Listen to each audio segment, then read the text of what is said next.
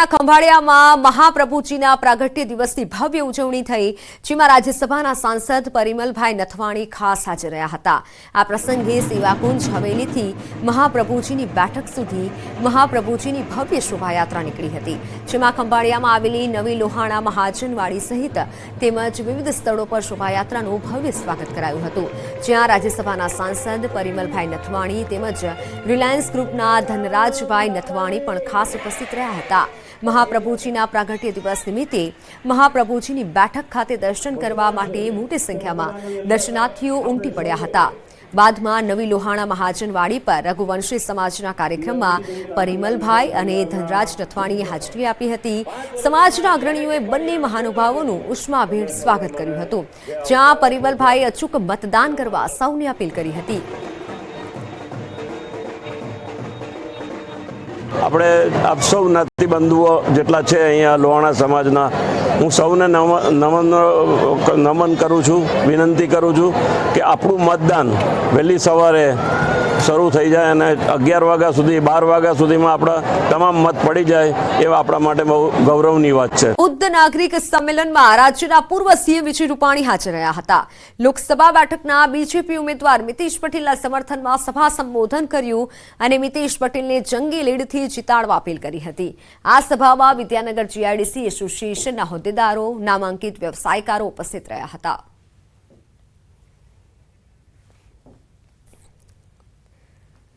જામનગરની જામનગરમાં ભાજપના ઉમેદવાર પૂનમ માડમના સમર્થનમાં સતવારા સમાજ યુવા જનસંવાદ કાર્યક્રમ યોજાયો, જેમાં સતવારા સમાજના 1500થી વધુ યુવકોએ ભાજપને સમર્થન જાહેર કર્યું હતું અને 100% મતદાન કરવાનો નિર્ણય કર્યો હતો।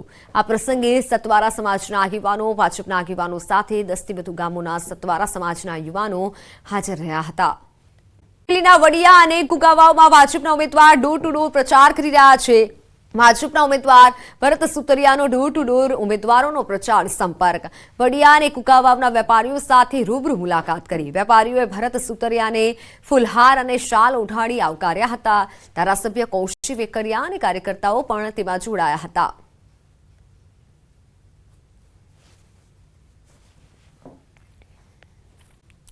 લોકસભા બેઠક પર ભાજપ કોંગ્રેસના ઉમેદવારો અંતિમ ઘડીએ શક્તિ પ્રદર્શન રૂપે મજબૂત પ્રચાર કરી રહ્યા છે।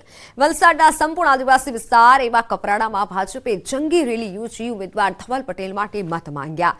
કપરાડાના ધારાસભ્ય જીતુભાઈ ચૌધરીની આગેવાનીમાં કપરાડાના નાના પૌંઠા, મોટા પૌંઠા, કોપરેલી અને સુથારપાડા સહિતના વિસ્તારોમાં રેલી રૂપે પ્રચાર કર્યો। આદિવાસી બહુમતી ધરાવતી આ બેઠક પર ભાજપ અને કોંગ્રેસે આદિવાસી વિસ્તારોમાં પ્રચાર પર ખાસ ભાર મૂક્યો। પ્રચારના અંતિમ દિવસે પણ બંને પાર્ટીઓએ આદિવાસી વિસ્તારોમાં પ્રચંડ પ્રચાર કરી મતદારોને રીઝવવાનો પૂરો પ્રયાસ કર્યો।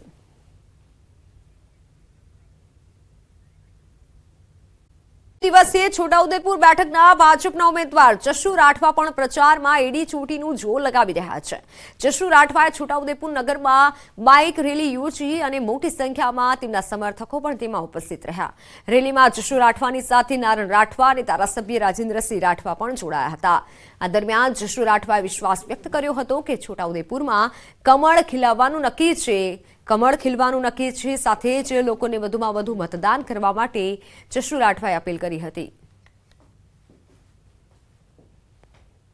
આજે છોટાઉદેપુર લોકસભાની ચૂંટણી માટેનો પ્રચારનો અંતિમ દિવસ છે। ગણતરીના કલાકો બાકી છે, ત્યારે હું અને મારા કાર્યકર્તાઓ સાથે મળીને છોટાઉદેપુર નગરની અંદર એક રેલીના સ્વરૂપે તમામ મતદારોને મળવા માટે નીકળ્યા છે અને લોકોનો ખૂબ સારો એવો પ્રતિસાદ મળી રહ્યો છે।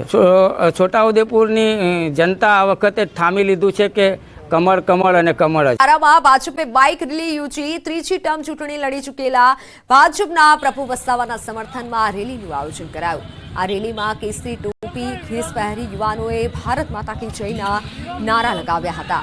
ભાજપના ઉમેદવાર પ્રભુ વસાવા 5 લાખથી વધુ મતોથી જીતશે અને નરેન્દ્ર મોદી સતત ત્રીજી વખત વડાપ્રધાન બનશે તેવો દાવો કરાયો હતો।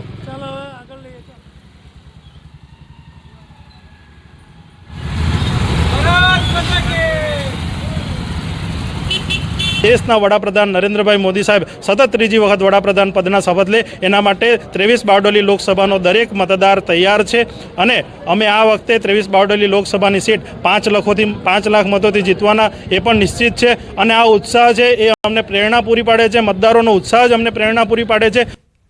આ દિવસ પહેલા રાજકોટમાં ફરી એકવાર કોંગ્રેસમાં ગાબડું પડ્યું છે। રાજકોટ મહાનગરપાલિકાનો વોર્ડ નંબર 3 કોંગ્રેસ મુક્ત બન્યો છે। દાવો છે કે કોંગ્રેસમાં જે સ્થાનિક નેતાઓ બૂથની કામગીરી સંભાળતા હતા તેઓ તમામ ભાજપમાં જોડાઈ ગયા છે। રાજકોટ શહેર કોંગ્રેસના પૂર્વ મહામંત્રી, કોંગ્રેસ પક્ષમાંથી કોર્પોરેશનની ચૂંટણી લડી ચૂકેલા દાનાભાઈ હુંબલ સહિત લગભગ કોંગ્રેસના ક્ષત્રિય, બ્રાહ્મણ, કોળી અને આહિર સમાજના 100 જેટલા કોંગ્રેસના કાર્યકર્તાએ પરસોત્તમ રૂપાલાની હાજરીમાં કેસરીયો ખેસ ધારણ કર્યો છે। પરસોત્તમ રૂપાલા ઉપરાંત ભરત બોગરા અને શહેર ભાજપ પ્રમુખ મુકેશ દોશીએ તમામ લોકોનું સ્વાગત કર્યું હતું।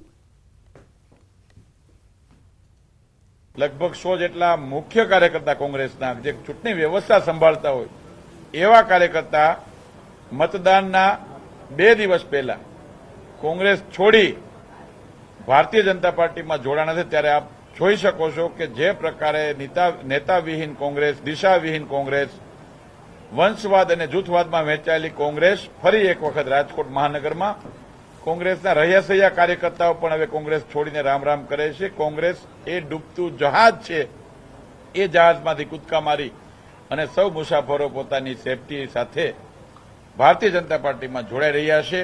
વિકાસનો રથ આગળ ચાલી રહ્યો છે, એ રથમાં સૈનિક તરીકે સેવા કરવા આવ્યા છીએ। આ નેતા વિહોણી કોંગ્રેસમાં હવે રાજકોટની અંદર કોંગ્રેસમાં કંઈ રહ્યું નથી।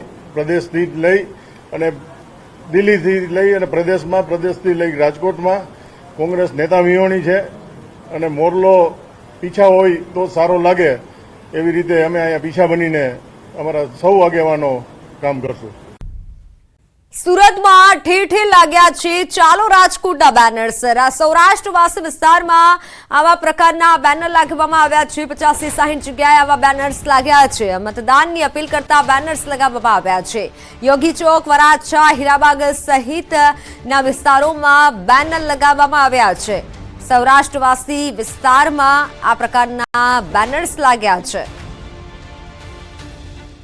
ચાલો રાજકોટના બેનર્સ લગાવવામાં આવ્યા છે। સૌરાષ્ટ્રવાસી વિસ્તારમાં બેનર્સ લગાવાયા છે। 50-60 જગ્યાએ આ પ્રકારના બેનર્સ લગાવવામાં આવ્યા છે। મતદાનની અપીલ કરતા બેનર્સ લગાવાયા છે।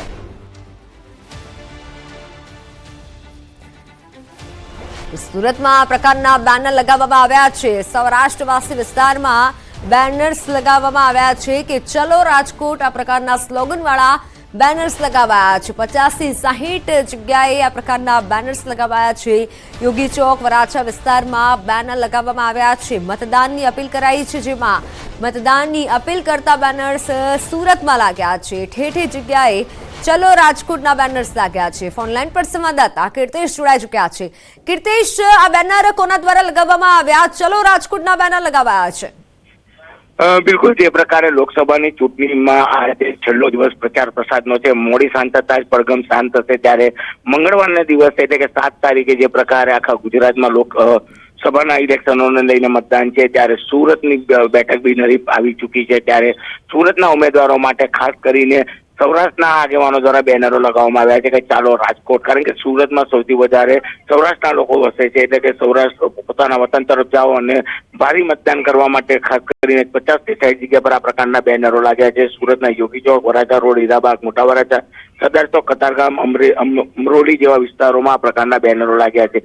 કહી શકાય કે મતદાન માટે જાગૃતિ છે કે પછી રાજકોટનો ચાલતા વિવાદને લઈને મતદાન વધુ થાય તેને લઈને બેનરો લાગ્યા, તેને લઈને હજુ સુધી કોઈ સ્પષ્ટતા થઈ નથી। પણ ચોક્કસ સુરતના લોકો સૌરાષ્ટ્રના મોટા પ્રમાણમાં વસેલા છે ત્યારે સુરતમાં જયારે મતદાન નથી થવાનું ત્યારે એ તમામ લોકો પોતાના મતનો જે અધિકાર છે સૌરાષ્ટ્રમાં જે વાપરે અને ભારે મતદાન કરે તેવી એક અપીલ કરતા બેનરો સુરતમાં જોવા મળ્યા છે।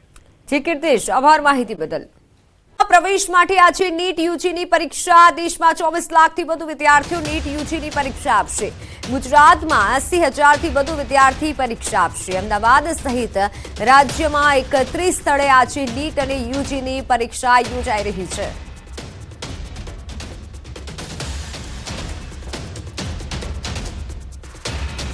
મેડિકલમાં પ્રવેશ મેળવવા માટે આજે દેશભરમાં યુજી નેટની પરીક્ષાનું આયોજન કરવામાં આવ્યું છે. અમદાવાદ સહિત ગુજરાતભરમાં અનેક સ્થળે આજે વિદ્યાર્થીઓ છે તે પરીક્ષા આપશે. વિદ્યાર્થીઓ જોઈ રહ્યા છો અમદાવાદના, અત્યારે અમે ઉદ્ગમ સ્કૂલમાં છીએ અને જ્યાં વિદ્યાર્થીઓનું સેન્ટર છે તેમની સાથે વાતચીત કરવાનો प्रयत्न કરીશું. तैयारी कैसी है, किस तरीके से क्या चाहते हो आप, कितना स्कोर करना चाहते हो आप? At least 600 तो score is mandatory हाँ. to get in MBBS. So okay, तैयारी कैसी की है? अच्छी है. अच्छी. आपकी तैयारी कैसे है? थोड़ा डर लग रहा है? थोड़ा सा डर लग रहा है, वैसे तैयारी तो अच्छी की है. अच्छा. आप कहाँ से हो? अहमदाबाद से हो? अहमदाबाद से. अच्छा. तैयारी कैसी की है? अच्छी की. अच्छा. શું નામ છે તમારું? जानवी. જાનવી. તૈયારી કેવી? सारी चल. અચ્છા, શું વિચાર કરો છો? Medical, dental? मेडिकल. મેડિકલ. અચ્છા. તમામ જે વિદ્યાર્થીઓ છે તે ધીમે ધીમે હવે પ્રવેશ લઈ રહ્યા છે. વાલીઓ પણ આપ જોઈ રહ્યા છો કે એક ઉત્સાહ જોવા મળી રહ્યો છે, કારણ કે મેડિકલ અને ડેન્ટલમાં જ્યારે પ્રવેશ મેળવવો હોય ત્યારે વિશેષ પ્રકારે તૈયારીઓ કરવાની હોતી હોય છે. ત્યારે તમામ વિદ્યાર્થીઓ છે હવે બસ પરીક્ષા કેન્દ્ર તરફ આગળ વધી રહ્યા છે અને ખાસ કરીને યુજી નીટની પરીક્ષામાં તેઓ પ્રવેશ મેળવી રહ્યા છે. કેમેરા પર્સન હિરેન શાહ સાથે દીપિકા ખુમાણ, ન્યૂઝ 18 ગુજરાતી, અમદાવાદ.